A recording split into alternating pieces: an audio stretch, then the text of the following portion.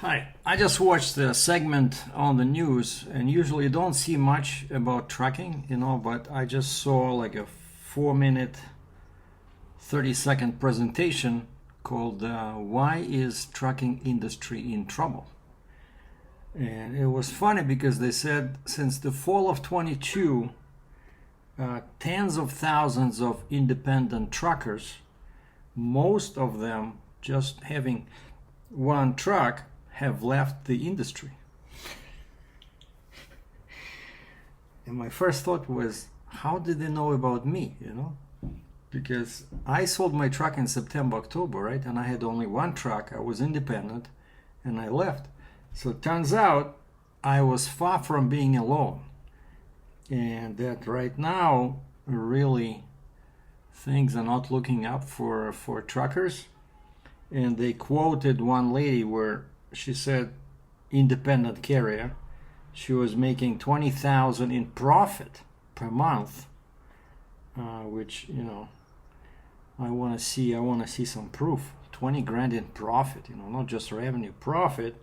And then just a few months later, I think these are numbers from like 22, and just a few months later, her overall profit fell down to $3,300.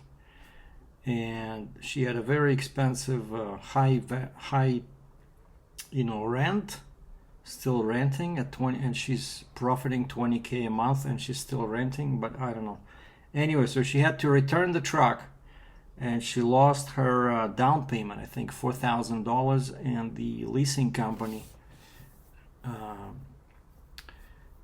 charged her $7,000 in penalties for the early termination. And so, so that was kind of like surprising, So it looks like I got out in time, because with the rates, being low, like what they're saying on the news, like I wouldn't be able to afford, the payments, like because my payments for the truck, the trailer, and insurance were, 10,000 Canadian a month, and I definitely could have gone down, So I got lucky that I sold the truck and trailer when I did. But that also explains, like this tendency in the trucking industry explains why my freight broker business was so slow to take off, On the other hand, it does not explain why when customers, like shippers, are asking me for quotes, and I ask truckers or carriers for quotes, they quote me like some crazy numbers, like 9 out of 10, it's totally crazy. Like I would never charge that much when I was a carrier. And of course, as a broker, I have to add my, processing fee, admin fee, whatever, my commission, right? And so if the quote from the carrier is already high, and then I have to add something to make money, I give it to the customer, of course, he's not going to accept it, So if there's no work, right, if the rates are down, the question is, why do carriers give us brokers such high quotes, Like there's no work. Like why are you charging me, $50 a mile, Well, I'm exaggerating, but honestly, that's been the trend. Maybe because there's no work, so instead of like 50 loads a month, now they're doing one, and so they have to make that one pay for all the bills. But it's kind of like a funny situation, right? So I don't know. I have not seen low rates from carriers. That's what I'm saying. But according to the news, they're saying that people are leaving the industry left and right.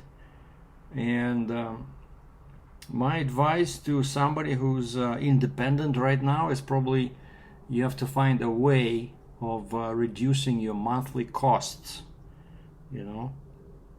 just in order to survive, just maybe, I don't know, rent out your trailer or sell the trailer, just keep the truck, until things improve. But like I know for sure if this was me and I had to find 10,000 Canadian every month to pay for the truck trailer insurance, And if there's no work, what am I supposed to do, right? Where do I get the money? So a very interesting situation right now. And in closing, they said that things are actually only gonna get worse. Thank you very much, right? And I just now finally registered. I am registering my broker authority in the States. So I'm just waiting for my account to be active, like my authority to get active. But I did all the steps. But yeah, it would be tough. It would be tough if. And basically they're saying the major reason is not enough loads. Freight forwarders and shippers, like the volumes decreased, right?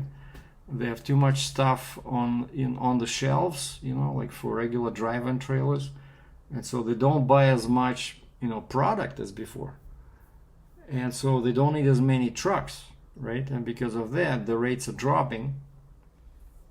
But like I said before, not in the specialized heavy haul transport.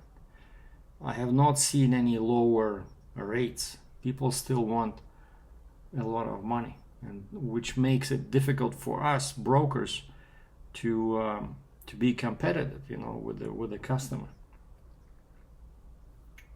Anyway, those are just some thoughts about the trucking industry and the trends. Thanks for watching.